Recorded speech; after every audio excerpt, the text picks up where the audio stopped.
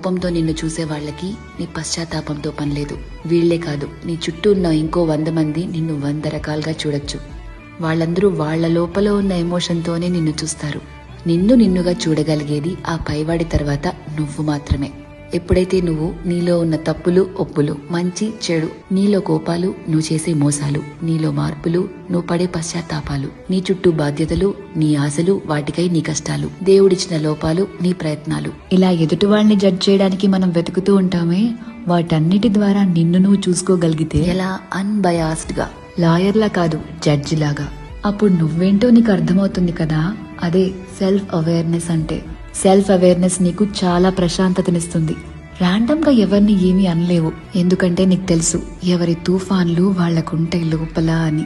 ఒకరిని జడ్జ్ చేయటం చాలా ఈజీ అబ్బా, కానీ నిన్ను నువ్వు జడ్జ్ చేసుకోగలిగితే personal growth, peace of mind అన్నీ దొరుకుతాయి. అందుకే